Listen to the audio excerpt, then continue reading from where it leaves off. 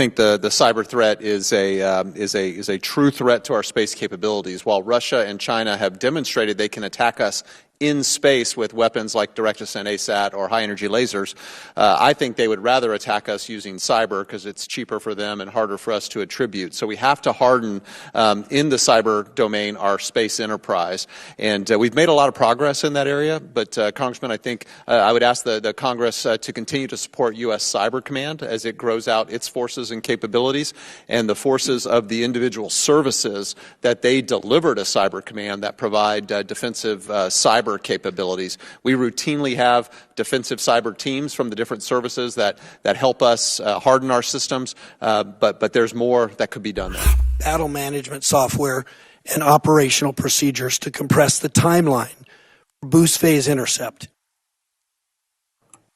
Congressman, the way we need to do this is through a layered approach that takes a variety of different types of sensors. There's not a single sensor that we can establish and put either on orbit or on the ground that will give us all of the cues that we need to go from boost phase all the way through mid-course or even into terminal phase. So the layered approach is essential, and perhaps the biggest challenge that General Guillot and I discuss is how do we tie all this into a single command and control system that takes probably a dozen or more disparate command and control systems and ties it into one screen where the operators can look from the boost all the way through the terminal phase and seamlessly inject all of the different sensors and effectors that it would take to defeat that.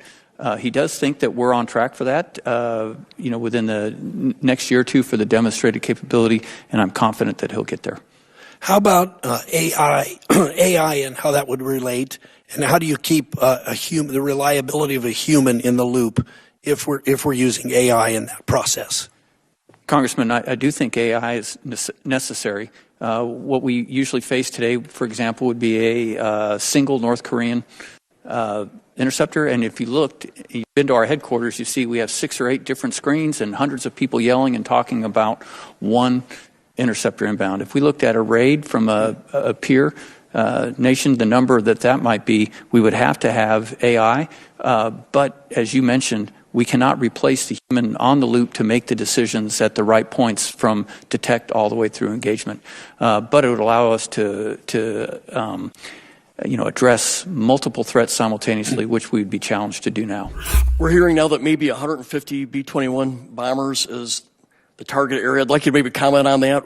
What is the STRATCOM numbers? Are we building the infrastructure to support that?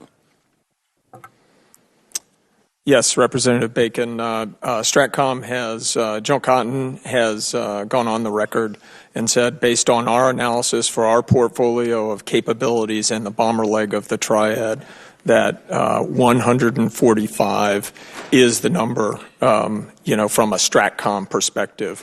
There's ongoing work within the joint force to determine what that endpoint might be, and there are, of course, investments that have been made to increase the production rate and to potentially open a second production line. That decision has yet to be made, but clearly the B-21 represents a really significant capability, both from a conventional and a nuclear perspective for the joint force. It's a 6th-generation stealth capability with stand-in or stand-off precision distance strike or stand-in precision strike, and the ability to maneuver within a contested electromagnetic spectrum. So what it enables for the joint force goes beyond, the strike capability associated with it.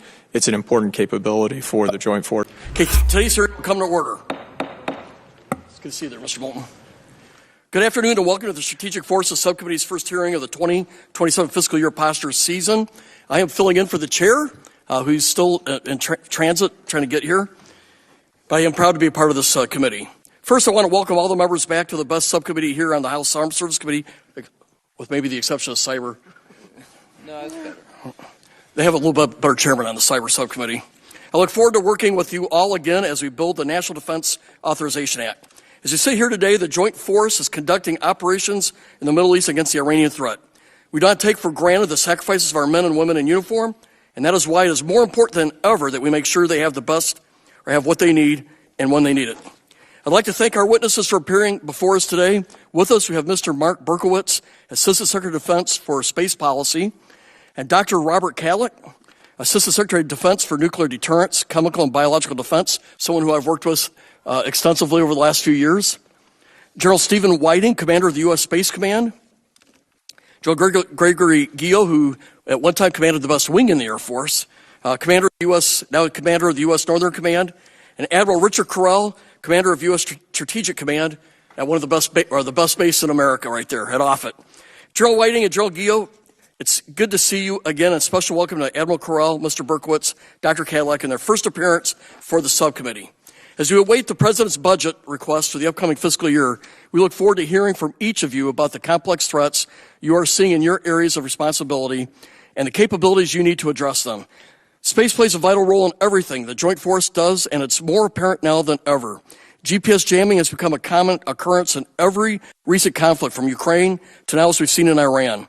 How we fight and posture our space assets is central to the success of the mission of both here and abroad in defense of the homeland. General Whiting, I look forward to hearing from you how this increasingly threatened space domain is factored into your plans to both support the Joint Force but also break red kill chains. I was happy to see the administration's national defense strategy recognize that nuclear threats are growing, particularly with China's rapid nuclear buildup, and emphasize the need for a robust and modern nuclear deterrent. However, while our strategy may recognize that threats have changed, we continue to field a deterrent designed for a bipolar nuclear world and to pursue a modernization plan that was developed nearly a decade before China's nuclear breakout began. Dr. Kadlec and Admiral Correll, I look forward to hearing from you about what changes are needed to adapt to the current threat environment and what additional capabilities are necessary to prevent deterrence gaps. General Guillot, as the warfighter responsible for homeland defense, you stand at the intersection of all the subcommittee's mission areas: nuclear deterrence, space operations, and missile defense. While many of us continue to have questions about how the Golden Dome architecture will address your needs for domain awareness and defense capabilities, I know General Gutlin is working hard to finalize the plan, and there's only so much can we discuss at this time. With that, I'll turn it over to the Ranking Member Moulton for any remarks he'd like to make. Thank you very much, Mr. Chairman. I had all these nice things I was going to say about the real chairman. I'll have to take a look and see if, well, actually they apply even more so to you. So thank you very much for your partnership, longtime partnership on this committee. We're going to miss you. Thank you. I also want to welcome our witnesses and thank you for your continued service to our country. It's a difficult time. We seem to have a new war every few weeks. But before we begin, I want to take a moment to especially welcome Admiral Correll, Dr. Kadlec, and Mr. Berkowitz on the subcommittee, as this is our final hearing with you.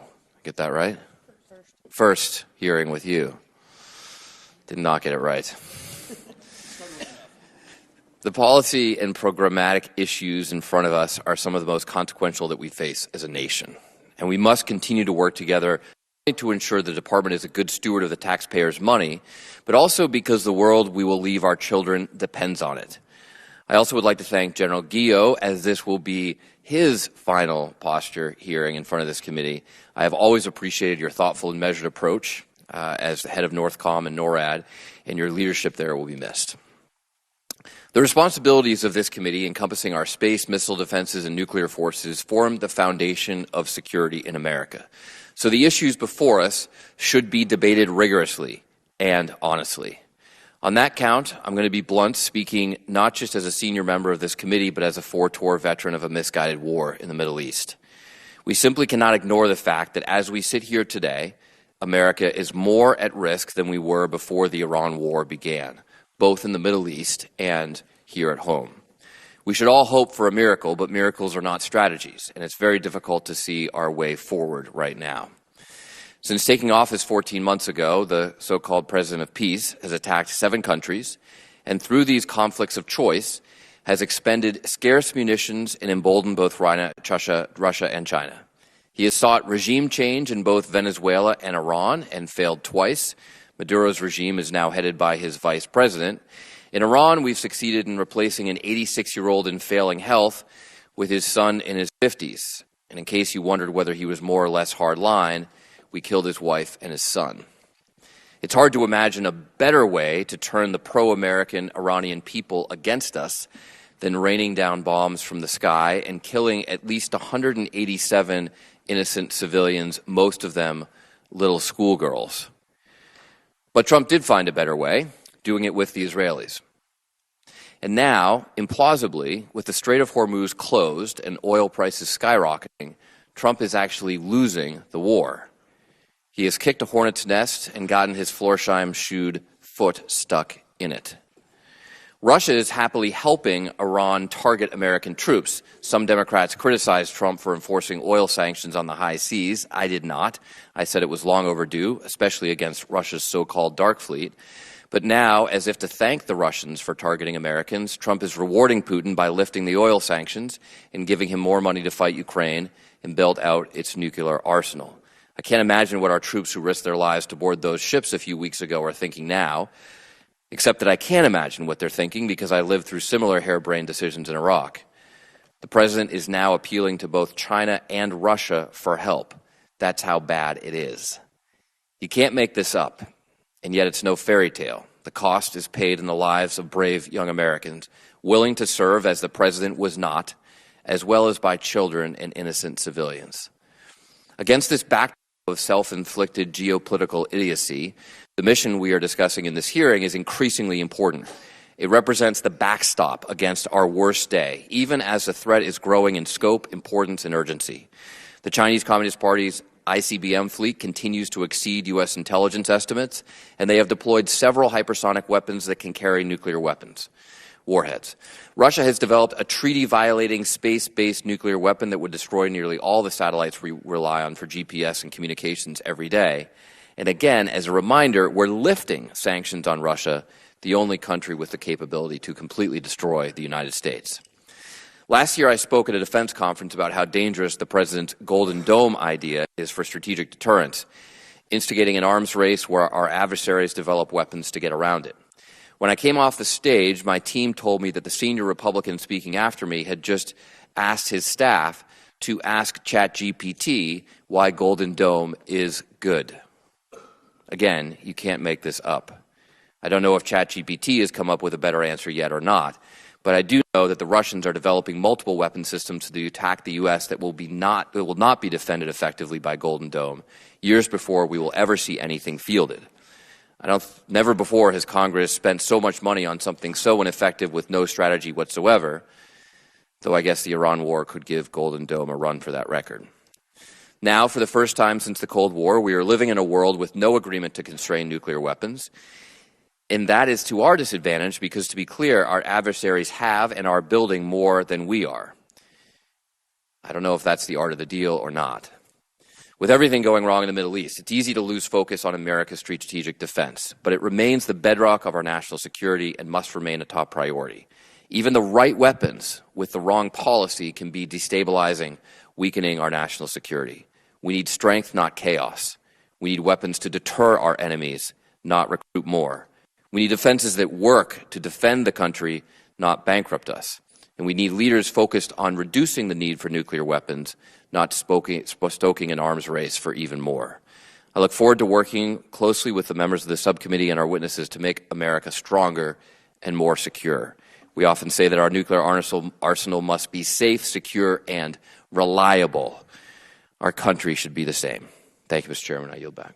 We'll now move to opening statements from our witnesses. I would note that your prepared comments or statements will be made part of the record, but you'll have each 5 minutes to make some opening remarks.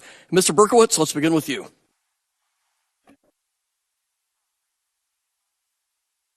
Oh, thank you. Chairman Desjardins, Ranking Member Moulton, and distinguished members of the committee. Congressman Bolton. Thank you for the opportunity to testify about the Department's space and missile defense posture. It's an honor to appear alongside my colleagues, Assistant Secretary Kadlec, Admiral Correll, General Whiting, and General Guillot. America faces intensifying strategic competition in the security environment. Outer space is an increasingly complex and contested warfighting domain. Competitors have fielded and operate sophisticated arsenals of space, counterspace, missile and integrated air and missile defense systems. Indeed, as Secretary of War Hegseth has stated, Space is the most important domain of warfare. The fight for space is a fight for the future of the world as we know it. President Trump is restoring American strength to meet these challenges to secure peace.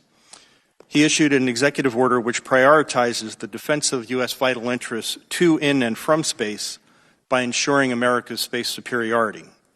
The President also issued an executive order to field and operate the Golden Dome for America, a comprehensive next-generation defense against the most catastrophic threats facing the United States.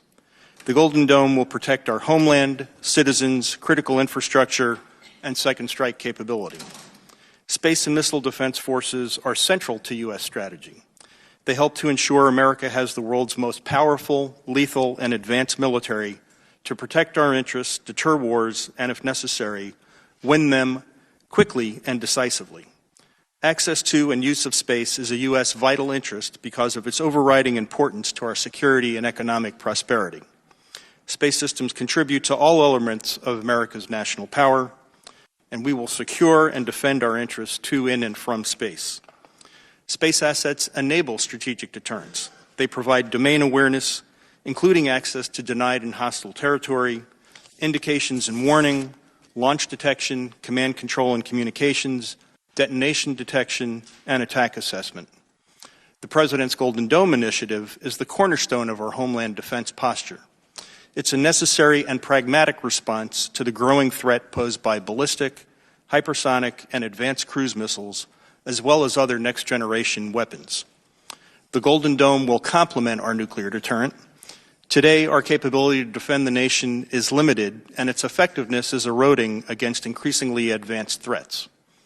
The Golden Dome will rectify this by creating a layered defense in depth of the United States. Combined with the prospect of U.S. retaliation, it will strengthen deterrence by denying adversaries to achieve their objectives through coercion or aggression. Moreover, the Golden Dome will save lives and limit damage should deterrence break down.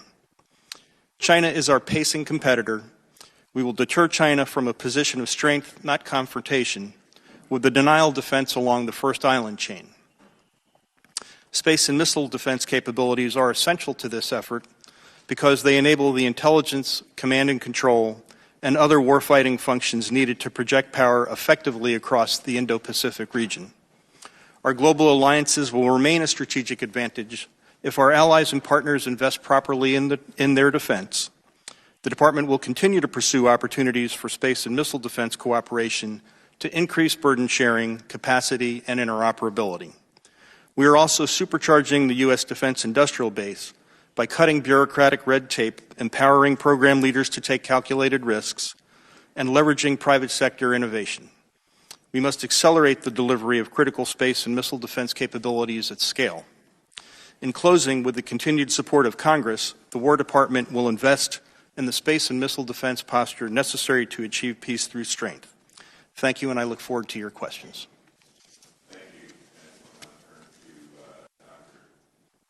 Dr. Kadlec. Thank you, Chairman Desjardins and Ranking Member Moulton, members of the subcommittee. Thank you for the opportunity to testify on our nation's strategic posture. U.S. strategy is at a critical inflection point. China's strategic nuclear breakout means we now face the unprecedented challenge of deterring two nuclear peers. This is not a distant problem. It's a central organizing challenge for our defense strategy today. Compounding this external pressure are two additional factors: immense budgetary, industrial, and programmatic strains of modernizing at once the three legs of our nuclear triad and its command and control, and the expiration of the New START Treaty this past February. We must be clear-eyed about these threats we face. China is engaged in the most rapid and opaque nuclear expansion in its history. This nuclear buildup is coupled with a massive investment in theater-range delivery systems designed to hold U.S. forces, allies, and partners at risk in the Indo-Pacific. A force of this size and sophistication provides China with a spectrum of nuclear options to try to deter U.S. intervention and coerce a resolution of a conflict on China's terms. Russia fields the world's largest arsenal and retains a doctrine that explicitly integrates nuclear weapons for regional coercion. Its ongoing modernization and development of novel systems like Poseidon and Skyfall cruise missile underscore its continued reliance on nuclear forces to offset conventional weaknesses. The 2026 National Defense Strategy correctly identifies this new and more dangerous environment. To support that strategy, the reality is that our nuclear posture must be a credible backstop to our denial strategy, not a substitute for it. In Asia, this means fielding a conventional force alongside our allies and partners, capable of defeating a Chinese invasion of Taiwan. The role of our nuclear arsenal in this context is not to fight and win a nuclear war, but to deter China escalating to nuclear use in the first place, or from believing it can use its nuclear arsenal to coerce us into accepting a fait accompli. Our nuclear forces must provide the President with credible options to manage escalation, demonstrating that any nuclear use will be met with a response that leaves the adversary worse off. This requires a flexible and modern nuclear posture. A solvent defense strategy also requires our allies and partners to carry their fair share of the conventional burden. U.S. nuclear extended deterrence is a powerful enabler of this, providing our allies in both Europe and in the Indo-Pacific region the critical security backstop they need to invest in their own conventional denial capabilities.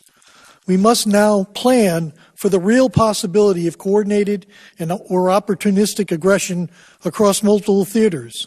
Our force structure, posture, and nuclear strategy must be robust, enough to deter both peers simultaneously, even if we were to be engaged in a major conventional conflict with one. This does not mean we must match their combined arsenals warhead for warhead. It means we require a nuclear force sufficient to inflict unacceptable costs on both adversaries under any contingency, either ensuring that neither believes that they can exploit a crisis elsewhere for their own gain. To execute this strategy, our modernization programs are an urgent necessity. The transition from our legacy systems to a modernized triad occurs during a period of maximum geopolitical risk. There is no room for error. We must fully fund and, where possible, accelerate the Sentinel ICBM, the Columbia-class submarine, the B-21 bomber, and the LRSO cruise missile. Critically, we must also field theater-range nuclear options. SLCM-N is one example. It is essential and a vital tool for managing escalation in a conflict with a peer competitor. We're entering into a new, more dangerous era. The luxury assuming a single major adversary is gone. The cost of modernizing our nuclear deterrent is significant, but the cost of failing to do so is immeasurably greater. Congress's continued support is essential to ensure we have the deterrent we need to preserve peace, protect our nation and our freedom. Thank you, and I look forward to your questions.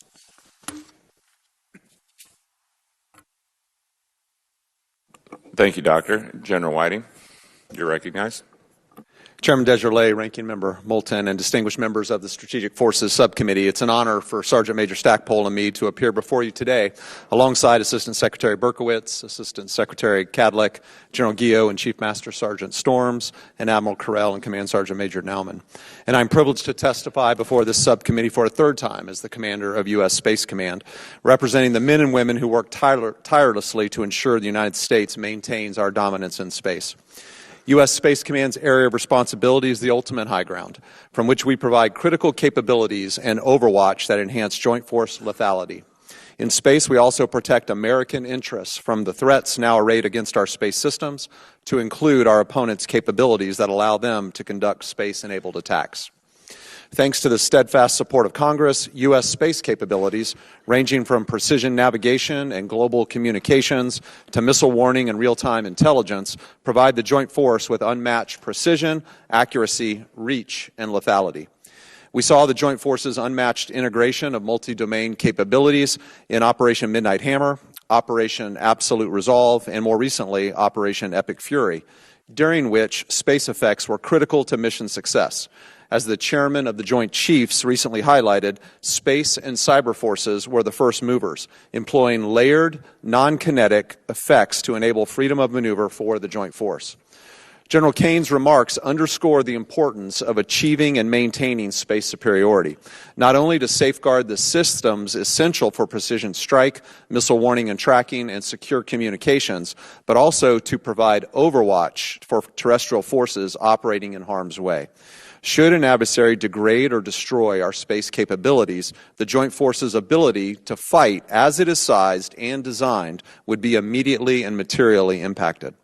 At U.S. Space Command, we command and control offensive and defensive space capabilities provided by the military services to conduct operations that set favorable conditions for our joint warfighters.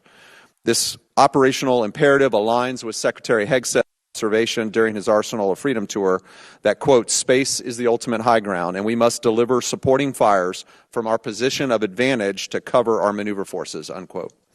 Make no mistake, our opponents are moving at an alarming pace, developing and deploying capabilities to deny us the use of space. China has integrated space-enabled effects across its forces to make them more lethal, precise, and far-ranging, while fielding weapons purpose-built to outmaneuver and destroy our satellites. At the same time, Russia continues to demonstrate capabilities designed to disrupt our assets, including the potential placement of a nuclear weapon on orbit, the single greatest threat to our space architecture. These developments threaten our joint force in every domain, since the control of space shapes outcomes on land, at sea, in the air, and in cyberspace. To ensure U.S. Space Command can deter conflict and maintain dominance in space, we request continued congressional support of our key fiscal year 2027 priorities. This includes fielding integrated space fires, active protection of our high-value satellites, enhancing our battle space awareness, building an integrated command and control system, sustaining our forces' freedom to maneuver, and providing sufficient cyber defenses for our space enterprise. We thank Congress for its support this past year, which has enabled us to begin the disciplined transition to our permanent headquarters at Redstone Arsenal as directed by the President. To guarantee mission continuity, we are executing a phased relocation, operating from interim facilities while a new purpose-built command and control facility is constructed.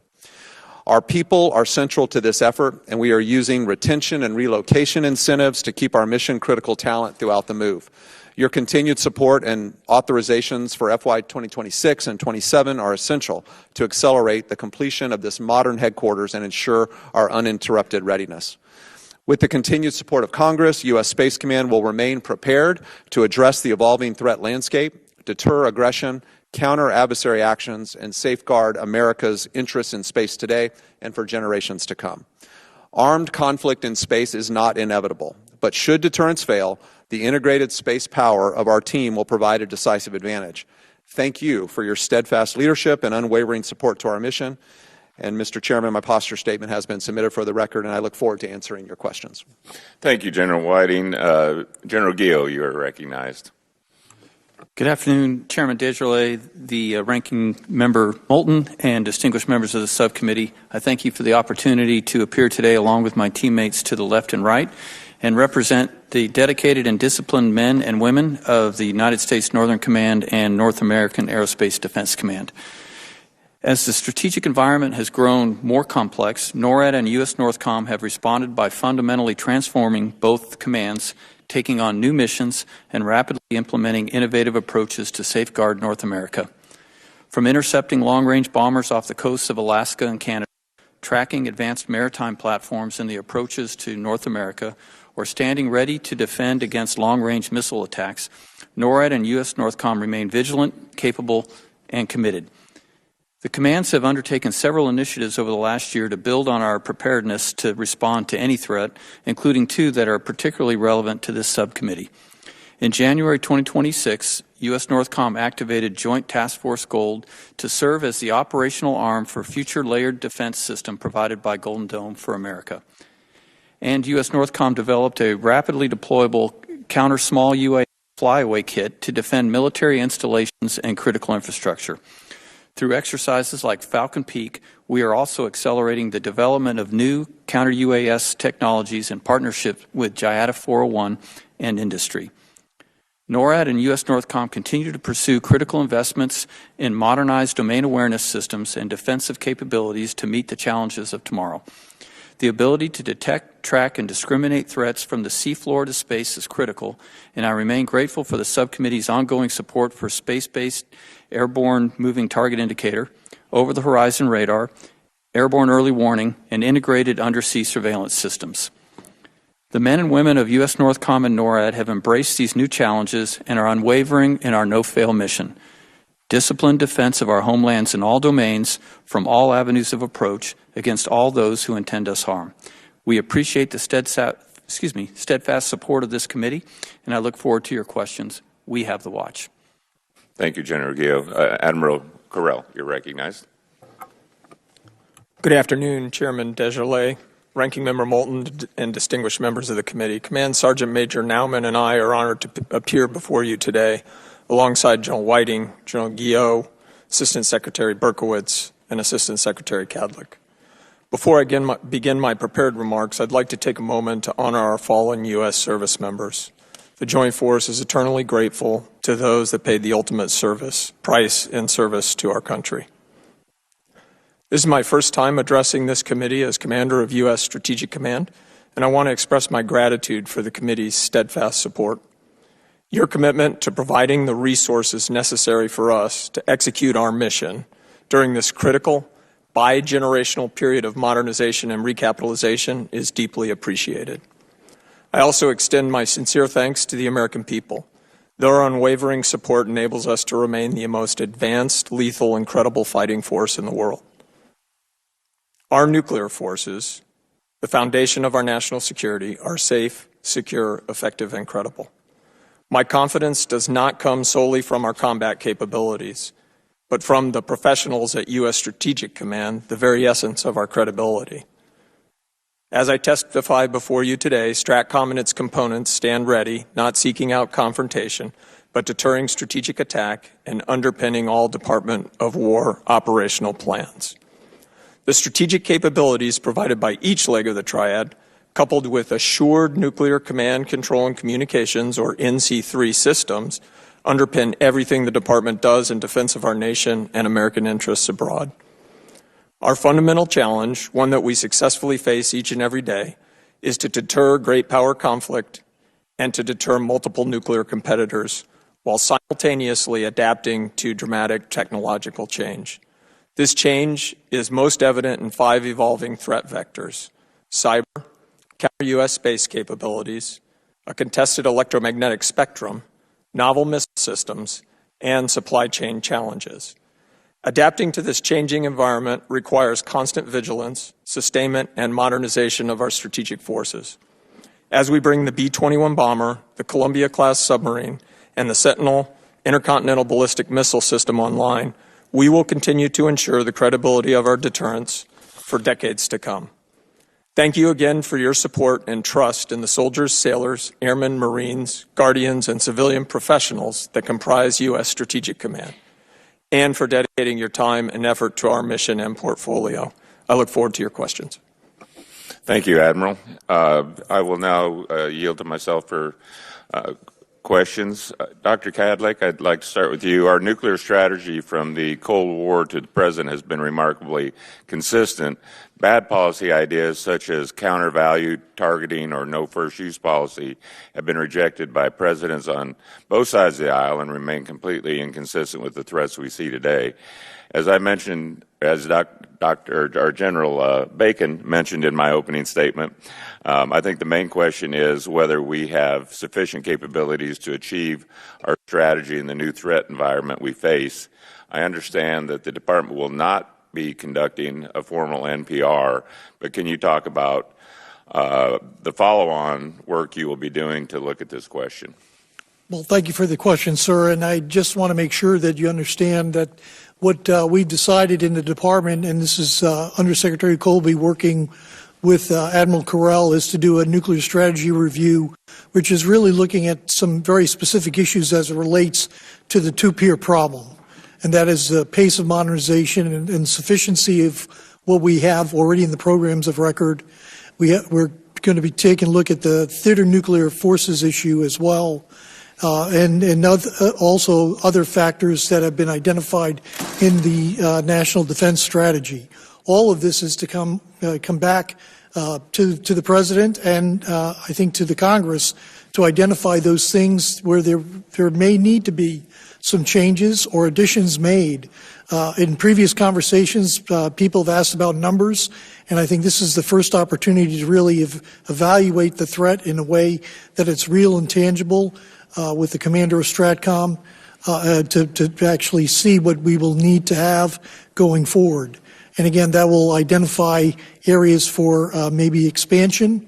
But I will just pause and remind you of the Strategic Posture Commission's findings, is that what we have as far as program of records is necessary but not sufficient to deal with the two-peer threat. Okay, thank you. Mr. Berkowitz, the space domain faces similar challenges. Our adversaries are moving rapidly to counter our space capabilities and deploy their own. And I don't think the previous administration responded sufficiently. I was disappointed that the National Defense Strategy had no discussion of space, which doesn't seem to reflect the President's longstanding prioritization of this domain with the creation of Space Force. How is the policy team working to set a strategy for space and align budgets to meet our objectives? Thank you for the question, Chairman. Space is absolutely essential to the security and defense of the United States. The President's executive order on ensuring American space superiority states very clearly that the Defense Department will take all the steps necessary to be able to detect, characterize, and counter threats to our interests, both from very low Earth orbit all the way to cislunar space, including the placement of a nuclear weapon in orbit. Consistent with the President's direction, the National Defense Strategy's top two priorities, the defense of the homeland and our ability to deter China in the Indo-Pacific region, are fundamentally enabled by our space capabilities, and I look forward to the classified session so we can get into the details of what we're planning on doing there. Okay, sounds good. Admiral Correll, your predecessor strongly supported the Slick Amend program. Do you also agree this capability is extremely important? I do, Ranking Member Desjardins. It's very important to address the deterrence challenge in front of us from my perspective, where the adversary is developing and fielding a range of theater nuclear capabilities. And so our ability to have a capability that raises the threshold or decision calculus for the adversary for theater nuclear weapons is important. Okay, and I know we can talk about this a little more in the classified session as well. Dr. Kadlec, when we talk about nuclear modernization, we typically think about the major acquisition programs to recapitalize our triad, like Sentinel or Columbia, or our efforts to rebuild our production complex. While these programs are foundational to the future of our deterrent, they take decades to execute and cannot pace the dynamic security environment. Can you talk about the importance of investing in tailored supplemental capabilities that can be rapidly developed to complement the major modernization programs? Well, thank you, Mr. Chairman, again for that question. The whole intent here, and there is efforts underway in the classified setting, we can talk a little bit more about them, particularly in the areas of theater nuclear forces that would represent some of our efforts to kind of get to capabilities that would be using the existing stockpile and existing platforms that are available to expand our capabilities rapidly. Okay, my time's just about expired, but Admiral Correll, from a threat perspective, do you believe this is necessary? And can you also discuss how STRATCOM is working with Dr. Kadlec and the Nuclear Weapons Council to put this approach into practice? Yes, Chairman Desjardins, we're working very closely with Mr. Kadlec and his team on the capabilities and prioritization of those capabilities, and we can discuss that more in a classified setting. And don't worry, Generals, I got questions for you in the classified setting. I'll yield to my good friend and ranking member, Seth Moulton, for his questions. Thank you very much, Mr. Chairman. I thought the Chairman asked a great question to you, Mr. Berkowitz, about the prioritization of space strategy, which we've heard from the President is important, and yet that's not reflected in the budget. I mean, they say you can judge values by the budget, and the National Defense Strategy, of course, as well, both the unclassified and the classified versions are completely silent on space. Can you elaborate on why that is and what you're doing to rectify given the fact that we're spending billions of dollars on something the department can't even prioritize in the only strategy document that they've delivered to Congress thus far? Well, I appreciate the opportunity to correct the mischaracterization.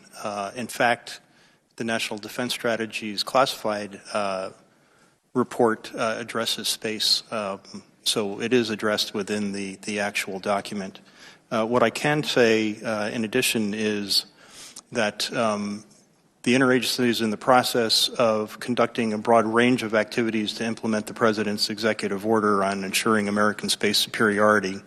Part of that effort includes developing a new national security strategy for space security. As part of that, that will be used to drive an architecture as well as a technology roadmap that will be reflected in the President's forthcoming budget request. We look forward to seeing it. I mean, you have a subcommittee here that recognizes this is important and would very much like to invest in capabilities, and we'd love to see the prioritization, commensurate with what we saw from previous administrations, including the first Trump administration. I'm not sure how you rank Venezuela in space, but to me, space is much more important.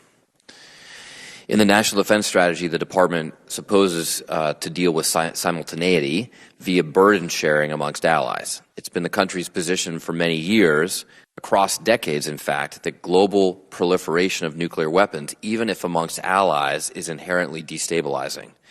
It's hard not to correlate France's recent announcement to increase their nuclear weapons arsenal as not directly tied to President Trump's continued bashing of our European allies and questioning America's commitment to NATO. Dr. Kadlec, can you please elaborate on how the Department views burden sharing with regards to nuclear weapons? Ranking Member Moulton, thank you for the question. I would just offer you the insights from Undersecretary Colby, who recognized that proliferation even within our allies is not something that we would accept or find beneficial.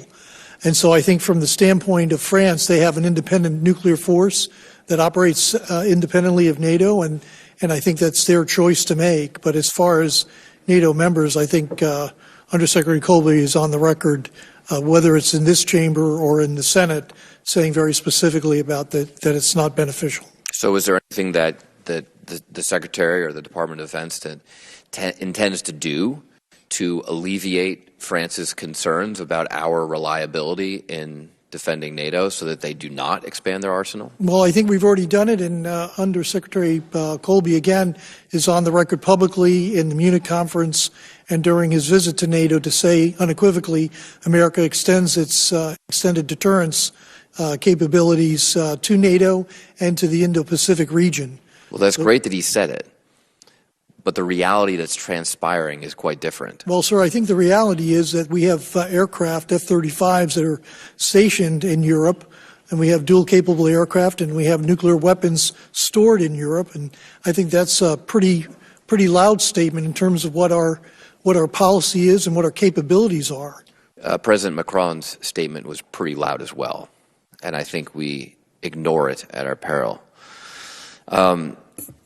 Dr. Kadlec, I was pleased to hear you talk about the challenges of dealing with two near-peer adversaries. Some might call this the three-body problem as opposed to the two-body problem, and the mathematical challenges that presents. I know General Cotton was pursuing this both within the Pentagon but also within academia. I got the chance to talk to Admiral Correll about this.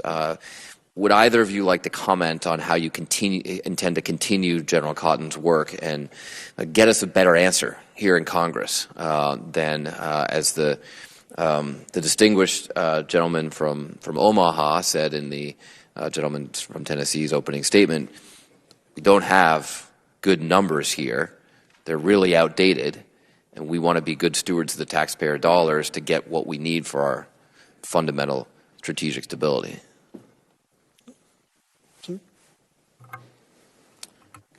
Yes, Ranking Member Moulton. The work that General Cotton has done forms the basis of the starting point for the strategy discussion and the ongoing work in terms of force sufficiency for our nuclear forces to address that challenge.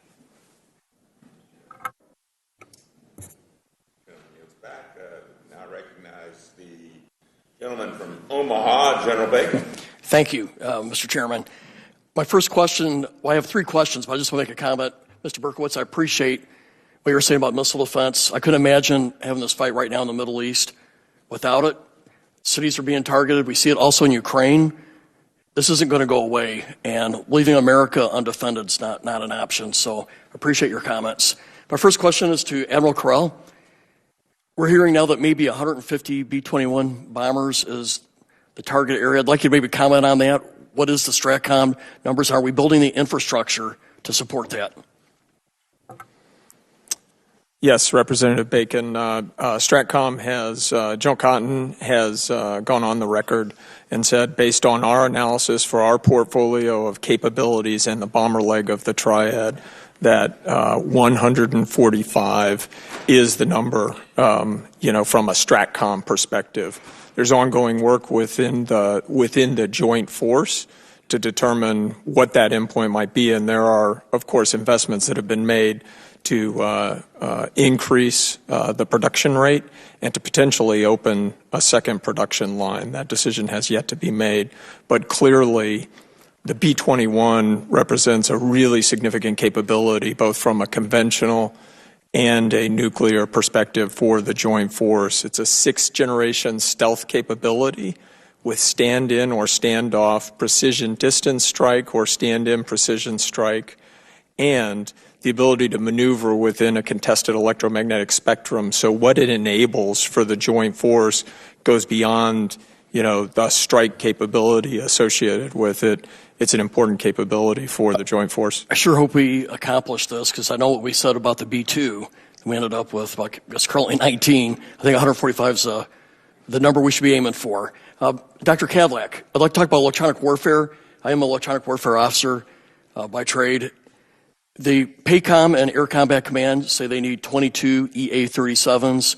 If it wasn't for Congress, we'd be at 6. Coming out of this committee or the Armed Services Committee, we've been able to fund 4 more. I think we have enough money for 2 more, but I'm not too sure if the department's going to fund 11 and 12 yet. So I'd like to ask you, what's the plans from the department on aircraft 11 and 12, and is the target 22? So I can't talk about what's in the budget, but I would love to provide you with that briefing on where we are and where we need to be. And I do believe that in terms of what the Indo-PACOM commander needs is a very important factor in what we purchase and what we supply to the warfighter. I think all the services and the warfighters like it. The A-37 has significant capabilities way beyond the old EC-130 platform. But I would tell you, if it wasn't for Congress, we'd be at 6 right now, and that concerns me. It's been Congress pushing the department to fund this platform, and so my confidence has always been a little shaky on, are we going to get to the numbers that our warfighters say they need? My last question deals with nuclear command and control survivability, really for Dr. Kadlec, but maybe Admiral Correll would like to comment as well. STRATCOM, Pentagon, White House, Peterson Air Force Base, we can all get hit in 15 minutes with hypersonic weapons. I'd like to know, what is the plan for the Looking Glass mission, 1? But 2, isn't it beyond time that we have a 24-hour airborne alert again like we did for 29 years? Because I don't think we can dependably have survivable command and control without an airborne 24-hour-a-day alert or something comparative on the ground. And right now, I think we're leaving ourselves vulnerable, and it makes me concerned. Dr. Kadlec. Well, sir, I do agree with you that NC3, nuclear command and control, is probably the king jewel in our crown of our nuclear deterrence, and certainly the ability to ensure the ability to provide, detection, decision space for the president and direction of our forces is critical, and whether that takes air or land or both. I do know that during my recent trip to Omaha, I saw one leg of that, and again, very impressed with the development of technologies, and I do know that Looking Glass Next is part of the plan. So I'll defer to Admiral Correll to offer some more specifics as to timing. I know you got short time, but please. Thanks, Dr. Kadlec and Congressman Bacon, and I appreciate the robust discussion that we had on the issue in your office and our office call. I would just reiterate what I've said previously, in that we've got to, with assured command and control, both for conventional and especially for nuclear capabilities, we've got to account for those 5 threat vectors. And where we don't have the strategic warning that we feel we need, then we need to complicate the adversary's targeting problem associated with that. And so, mobile distributed capability is what our trade space study associated with future command and control architecture indicates. And, it is likely to be a mixture of air and terrestrial mobile capability. I'll yield back to the chairman, but I just think to the chairman and the ranking member, this is something that we can really work on in this NDAA. Thank you. Thank you, General. Chair now yields to the distinguished member from California, Mr. Garamendi. Thank you, Mr. Chairman. Gentlemen, thank you for your testimony. It is extremely important. Unfortunately, we're not going to be able to get into the depth that's necessary. Mr. Berkowitz, you spent your entire opening in a discussion of the Golden Dome. What is the goal of the Golden Dome, and what would it cost? Thank you for the question, Representative. I'm going to defer any conversations about cost to the direct reporting program manager, since that's outside of my purview. Excuse me. Just what are you doing if you don't know what the cost is? Well, I do know what the cost is, sir, but as you may be aware, there is a number from the President. I would repeat that number, but I'm not responsible for the program or its cost. I'm responsible for policy matters associated with the program. Then let me go to the opening part of my question. Sure. What is the purpose of Golden Dome? What is it to achieve?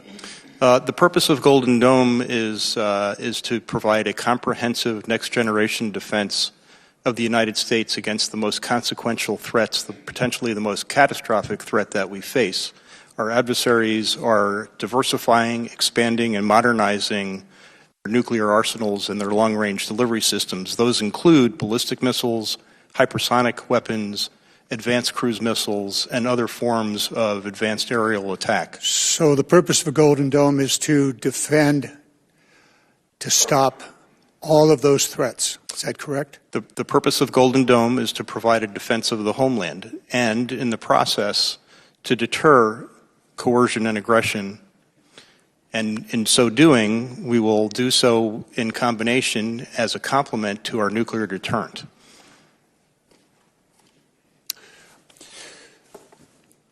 I'm going to go back to just being very simple. It's to stop those threats. Is that correct? That is correct, sir. The deterrence. Good, thank you. Well, if I could. Mr. General or Admiral Correll, your task is to penetrate the defensive systems of our adversaries. Is that correct? Or to be able to penetrate those defensive systems? That's correct. Okay, and therefore achieve deterrence. That's correct. The ability to hold at risk and achieve the damage expectancy for whatever particular target we're holding at risk. War games at the Pentagon are rather common. Have you thought about how you are going to penetrate the Golden Dome defensive system? And do you have the necessary offensive systems to do that? The Golden Dome is a U.S. capability, so we have not done analysis on our ability, and that's a system that's still being developed. Okay. In terms of adversary capabilities, we pay very close attention to those. I'm going to go to my point here. My point is Golden Dome is to stop a whole array of nuclear threats, as just listed by Mr. Berkowitz. Your task is to provide an American system to penetrate the defensive mechanisms that Russia and China might deploy. And I'm just curious how you would address the task and purpose of Golden Dome. In other words, a very interesting little war game, wouldn't it be? In other words, testing the purposes and the effectiveness of the multi-billion, hundreds of billions of dollars that would be spent. In Absolutely. other words, as my ranking member next to me so eloquently put up in his opening statement, it becomes a fool's errand here. You defend, we offense. You defend, we defend, back and forth. And we're caught up in a nuclear arms race. I'll let it go at that. I'll yield back at this point, but it would seem to me beneficial for us to think about this in the context of the purposes of Golden Dome and how it would or would fail, would achieve or would fail its purposes, and the kind of weapons that we presently have that might be deployed with China or Russia, or even similar weapons, many of which were already discussed here, that are now being deployed, developed by Russia and China. Taking us back to Golden Dome, is it indeed a fool's errand? I'll let that hang out there. I'll yield back. Gentleman yields back, and just for thought purposes, the way the pendulum swings in Washington, in 2029, this may not be called Golden Dome, but would you all agree that everything that you're doing right now is something we should be doing anyway, whether it had a fancy name or not? I see mostly nods. Yes, sir. Thank you all. No disrespect to my colleagues, but I just think we get hung up on the name more than what the purpose of what we're trying to do, because our adversaries are not slowing down. I would now recognize the gentleman from Colorado, Mr. Crank.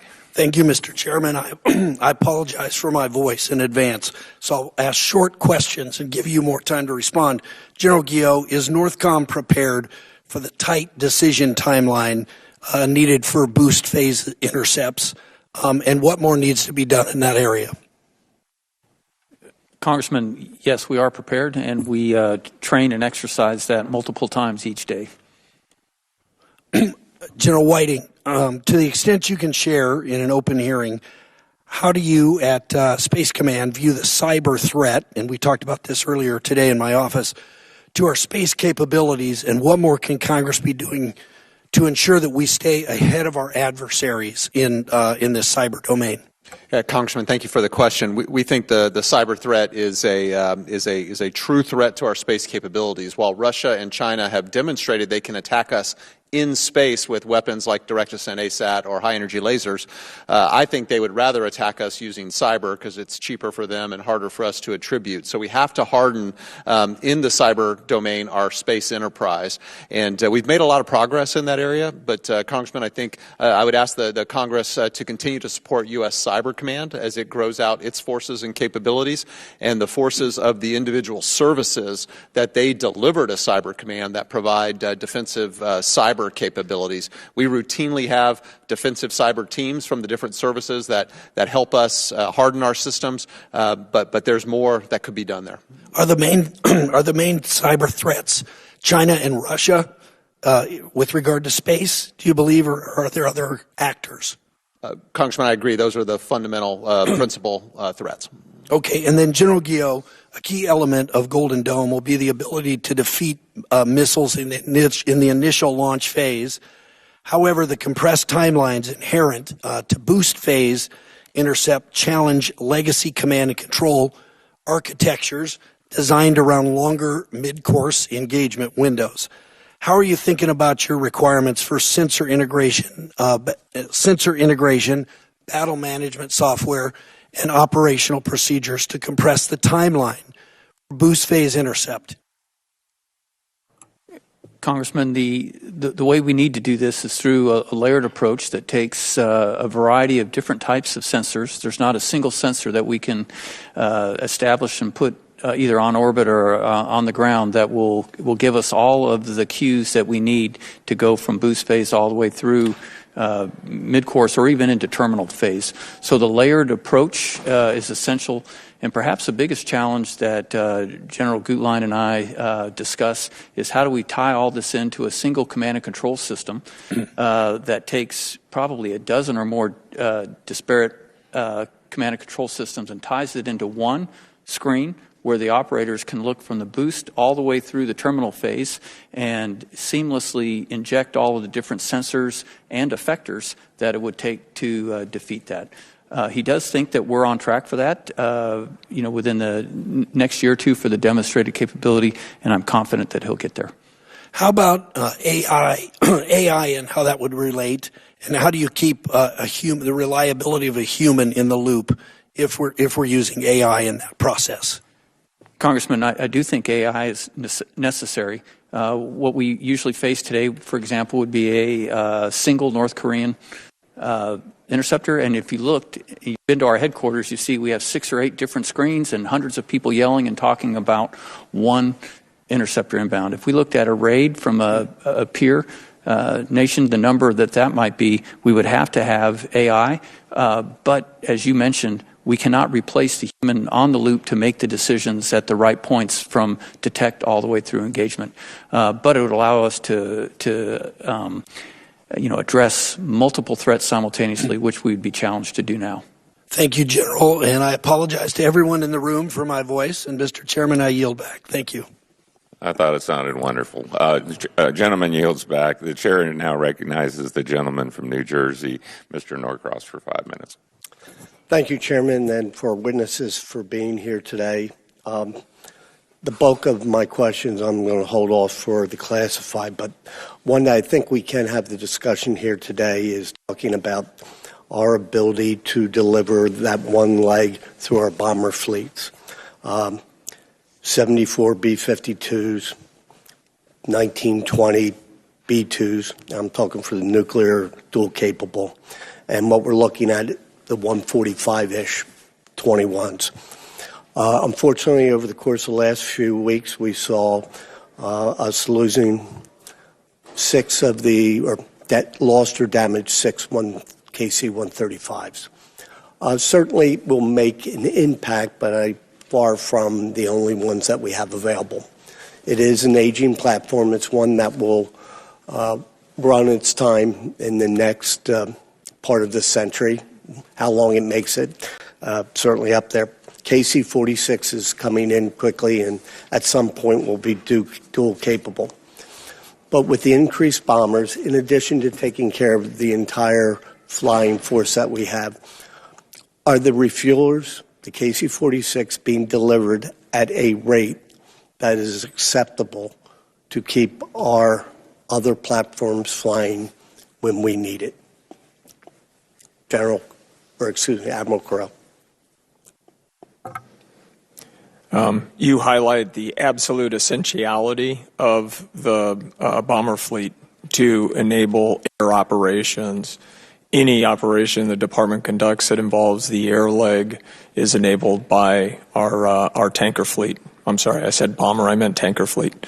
The RC-135 is an aging platform, as you know, and the KC-46 is ramping up in terms of delivery and production. And the department has analyzed and indicated that we need to sustain the tanker fleet that we have and expand that tanker fleet to more platforms. The minimum number is about 502 tankers total. How many of those are dual capable, or are you assuming they all will be? Ideally, they're all dual capable, but as you know, the RC-135 is currently nuclear certified. The KC-46 is not yet nuclear certified, but we can.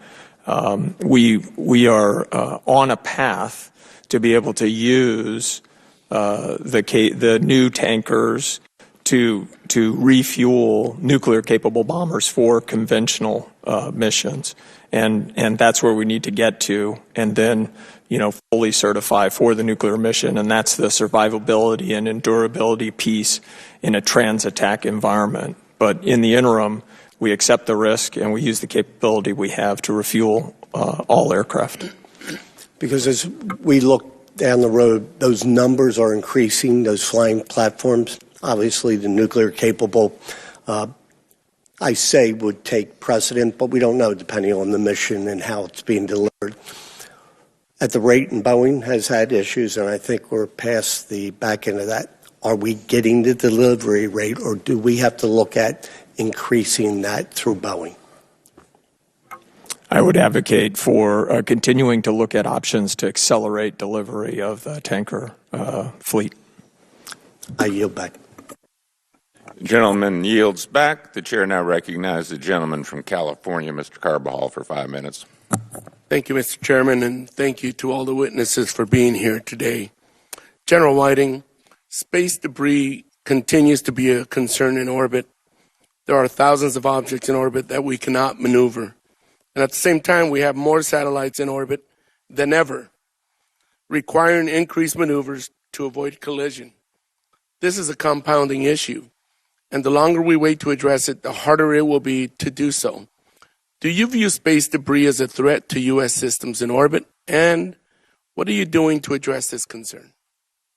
Thank you, Congressman, for the question. Just to put a number on the scale that the debris and number of satellites has increased since U.S. Space Command was stood back up 6.5 years ago. That number has gone up about 90%. So we've almost doubled the number of objects on orbit in the last 6.5 years. So we do see it as a concern, but it's something we have to work every day so that we can continue to derive the benefits of space. So right now, the Department of Defense, through U.S. Space Command and our Space Force tactical squadrons, provides warning to we track all the objects on orbit, and we provide warnings to any satellite owner-operator anywhere around the world so they can know if their satellite potentially is going to run into a piece of debris and take action. So it's something we are concerned about, and we applaud commercial efforts that we've seen. There's been some recent announcements in the last few months about how commercial industry is rallying to help each other understand where this debris is as well. So we think government has a role in this, but also commercial industry. Thank you. General Whiting, let's for 1 second put aside the technical and fiscal concerns that have been raised with regard to the development and deployment of a space-based interceptor system. As the combatant commander responsible for operations in and in defense of the domain, in your best military judgment, does deployment of a space-based interceptor constellation introduce risk to the domain as a new target for both Russia and the PRC? Congressman, I think we've already seen that Russia and China have demonstrated that they're building capabilities to hold all of our satellites at risk. So it's hard for me to say that the introduction of another satellite or a different class of satellites is going to change the amount of capability that they're developing.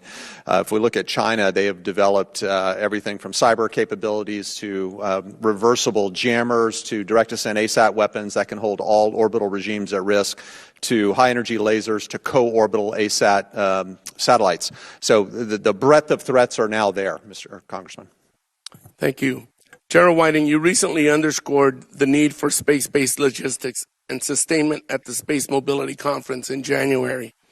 However, investments and acquisitions that focus on space mobility and logistics beyond rapid launch don't seem to have materialized yet, despite increasing commercial capabilities and relevant government demonstrators going back many years.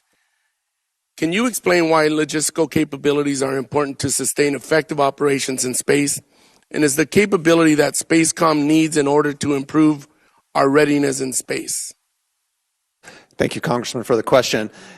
I do think logistics and sustainment capabilities on orbit are critical, and not because I just want to see that result. It's because it enables maneuver warfare on orbit. And maneuver warfare has been an advantage for the United States in all domains, at sea, in the air, and on the ground.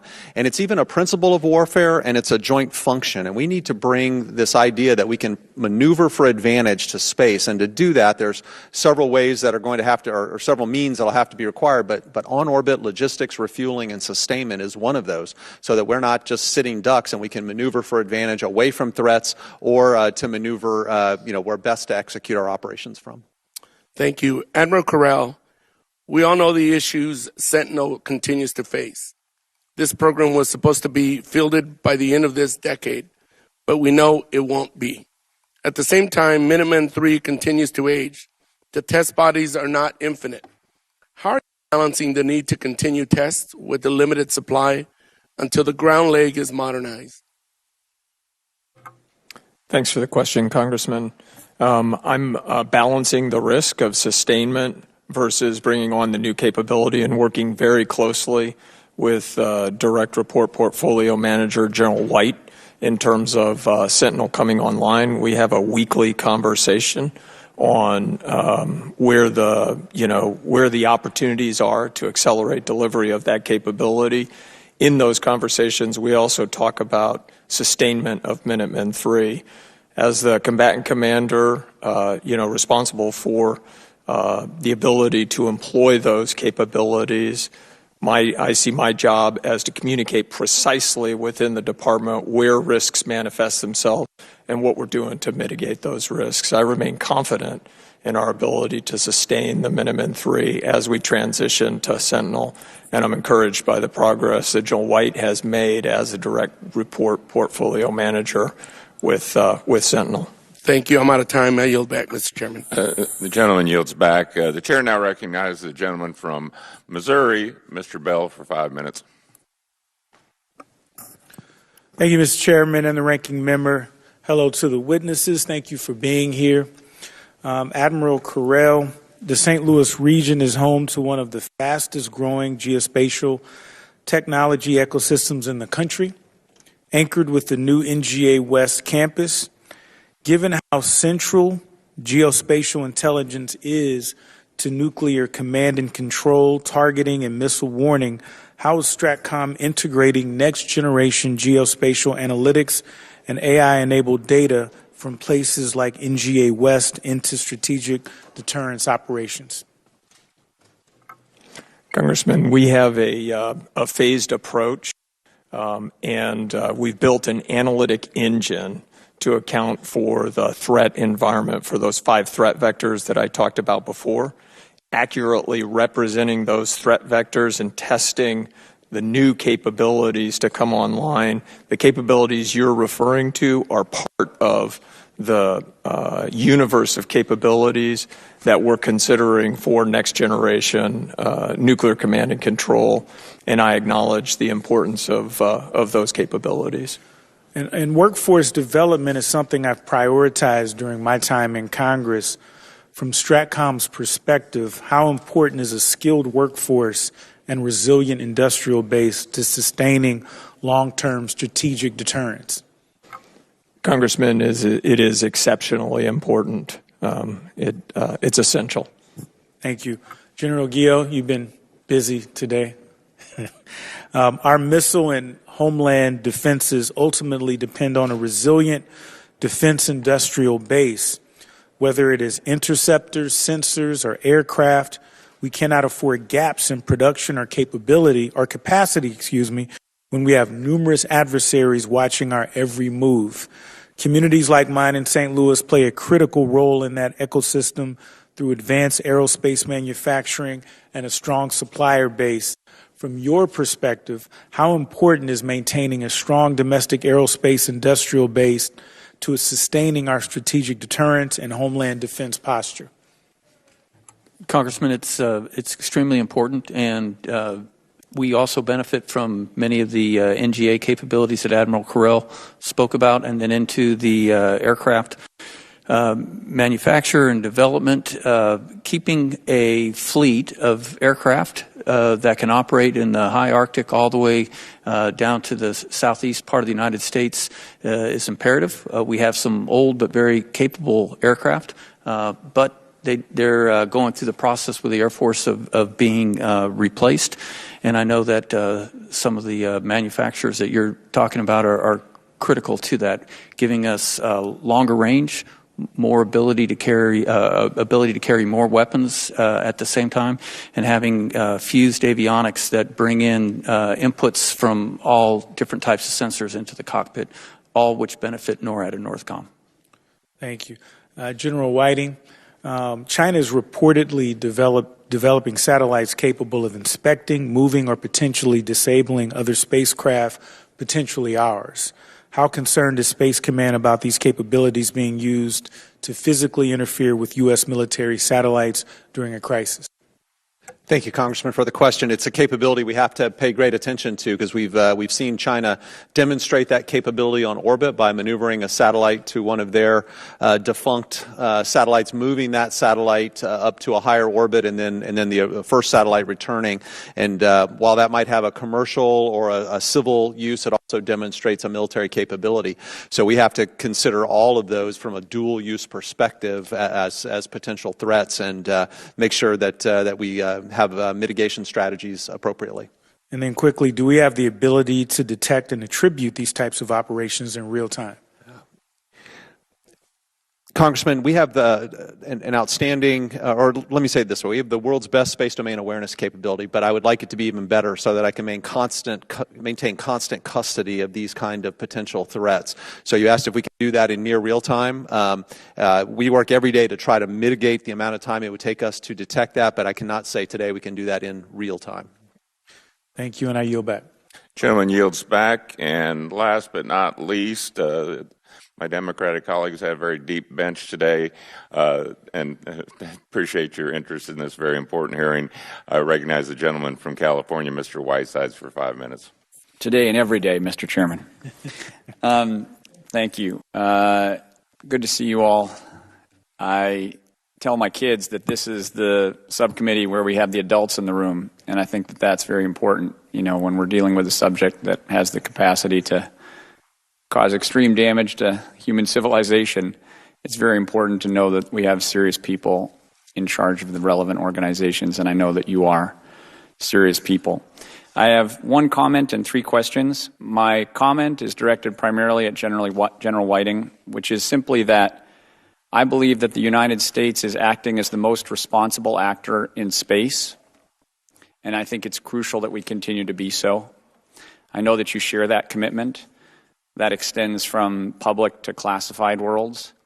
As we head into, frankly, a singularity moment in space activity, it is crucial, I think, that we continue to set a good example for the rest of the world on how space can be maintained sustainably, whether militarily or in commercial areas. And so I would just urge you to carry on that ethos that is, I think, embodied in the new and young organizations that you lead. B-21, Admiral Correll, it was great to meet with you and discuss your approach and priorities, including the importance of the air-based leg of deterrence. As you know, I'm extremely proud to represent the folks at Palmdale and the people who build the B-21. Can you briefly describe the ways in which the ability to more quickly produce the necessary aircraft in the fleet could act as an effective deterrent to our adversaries? Congressman, because the B-21 represents that 6th-generation stealth capability and what I talked about earlier, its enabling function for the joint force, the sooner we field that capability and the sooner we ramp up in delivery of that capability, the stronger position that puts the joint force in to address the strategic environment, from deterrence to any spectrum of conflict that we would contemplate. Thank you, and I support Congressman Bacon's support of the 145 number. Mr. Berkowitz, you've written extensively on our asymmetric vulnerability regarding GPS and PNT. China and Russia have developed robust terrestrial backups for their satellite navigation. Does our current policy prioritize a domestic terrestrial backup, and how are we incentivizing the commercial sector to harden their PNT-dependent infrastructure against the navigational warfare you've warned about? Thank you very much for that question. I absolutely share your concern about the need to make sure that we have a very robust set of capabilities to provide both space-based and terrestrial PNT services to all of our critical infrastructures, and especially for national defense. As I mentioned previously, we're in the process of implementing the President's executive order on ensuring U.S. space superiority. One of the issues we're going to be taking up is looking at our PNT policy as part of the overall process of reviewing, as a new administration, reviewing all of our policies. We're going to be focusing in particular on the question of the future of our space-based PNT capability and ensuring that is not only robust but resilient, sir. Thank you. And I should have mentioned space-based backup capability as well. Dr. Kadlec, briefly, you've identified deterring adversary biological weapons use as a top-tier priority alongside nuclear deterrence. In the context of this hearing, are we properly integrating bioresilience into our integrated deterrence framework, or is this still being treated as a separate health crisis issue? How does our budget and our policies reflect the reality that a biological strike could be a strategic prelude to a kinetic or nuclear conflict? Sir, thank you for the question. I think the key thing here is that we're in the process here right now in response to a joint urgent operational need by Indo-PACOM commander to actually deploy a biodeterrence approach into the Indo-PACOM theater. And it's not focused on public health as it is indications, early warning, characterization, and attribution. And this is really the link of integrating biodeterrence with our nuclear capabilities or capabilities to respond in a way that we be decisive in response to some use of this in that theater, and then again propagated globally around the world as well as domestically. So we're in the midst of that. I would be welcome to come and brief your staff and yourself on that because it gets a little geeky, but I think the point here is the intent is we're trying to operationalize this in real time to meet a commander's need. Thank you. I yield back.